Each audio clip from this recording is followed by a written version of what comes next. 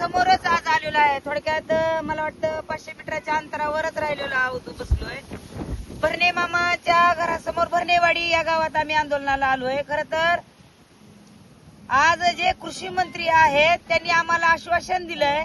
आज शेतकऱ्याचा जो आहे कृषी निविष्ठा वाटप त्याचा 1200 कोटी रुपयाचा घोटाळा केलेला आहे.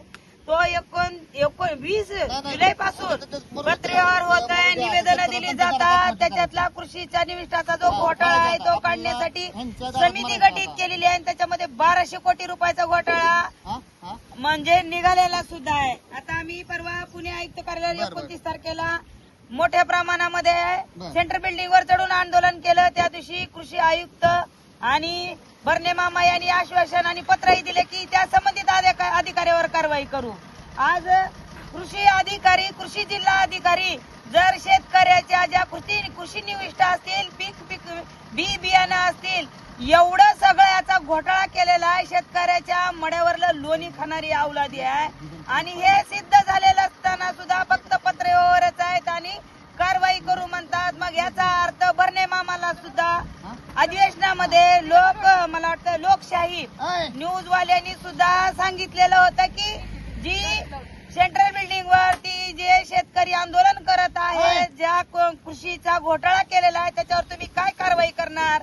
तर चक्क भरणे मामांनी आश्वासन दिलं की ज्या अधिकाऱ्यांनी कृषी निविष्ठामध्ये म्हणा घोटाळा केलेला आहे, शेतकऱ्याच्या बी बियाणामध्ये 1200 कोटीचा घोटाळा केलाय, तर तो घोटाळा करणाऱ्या अधिकाऱ्यावर तत्काळ कारवाई केली जाईल, निलंबन केलं जाईल, गुन्हा दाखल केला जाईल असा शब्द दिला होता.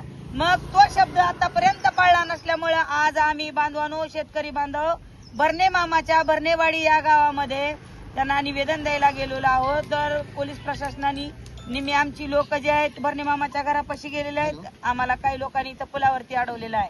मला एवढंच म्हणायचंय की प्रशासनाने आमचा आवाज दाबू नये, आम्हाला न्याय पाहिजे. भरणे मामा फक्त फोनवरच बोलतात की मी न्याय देतो, कारवाई करतो. भरणे मामा मग आमचं म्हणणं, आम्ही जर तुम्हाला कृषी मंत्री म्हणून निवडून दिला असेल, शेतकऱ्याच्या अवस्था काय आहे, शेतकरी रात्रंदिवस कष्ट करतोय, रात्रपाळीनं बी बियाणं पिकवतोय. एकतर तुम्ही बघताय दुष्काळ जाहीर करण्यापर्यंत आलेला आहे, पाऊस अद्याप नाही. एवढी वेळ माझ्या शेतकरी बांधवावर वाईट आलेली आहे, तरी सुद्धा अद्याप आता ज्या शेतकऱ्याच्या 1200 कोटीचा घोटाळा फक्त 2 तालुक्याचा काढलाय, उस्मानाबाद तालुका आणि कळंब तालुका, तर एवढा 1200 कोटी आहे. मग बाकीच्या पूर्ण जिल्ह्यातला म्हणा, महाराष्ट्रातला जर घोटाळा काढला तर अब्जोपतीचा घोटाळा निघतोय. भरणे मामा, आम्ही तुमच्या समोर सांगतोय काय घटना घडलाय, लिखी दिलाय, एवढं आम्ही तुम्हाला ओरडून आरडून सांगतोय, तरी सुद्धा तुम्ही आमच्या प्रश्नाकडे लक्ष देत नाही. लाजिरवाणी गोष्ट आहे. जर एखादा शेतकरी मेला तर त्याचं तुम्हाला दुःख वाटत नाही, म्हणजे प्रत्येक वेळी माझ्या शेतकऱ्यांनी मरावं याची तुम्ही वाट बघताय का. तात्काळ आम्हाला आश्वासन नाही, आम्हाला न्याय पाहिजे. याचा अर्थ तुम्ही कृषी अधिकाऱ्याला वाचवण्याचा प्रयत्न दिसतोय. तुम्ही अधिकाऱ्याला का वाचवताय. तुम्ही अधिकाऱ्याला वाचवत असाल तर बघा असे शेतकरी अशाच मारतात आत्महत्या करून. पण आम्ही न्याय मागायसाठी येणारे शेतकरी, जर आम्ही काही कमी जास्त आमचं झालं तर सर्वस्व जबाबदार भरणे मामा तुम्ही असाल. फक्त फोनवर बोलून गुलगुल गप्पा आमच्या बरोबर मारू नका. आज रोज शेतकरी तिळतिळ मरतोय, रोज शेतकरी तिळतिळ मरतोय. आज तिथं निम्मी अर्धी गाडी अडवल्या, इथं आम्हाला पुलावर अडवलंय. आमचं म्हणणं आहे आम्हाला न्याय द्या. आज कृषी मंत्री आहेत तुम्ही, आम्ही तुम्हाला निवडून दिलंय. आज तुम्ही राज्यावर बसला, आमच्या जनतेमुळे बसला.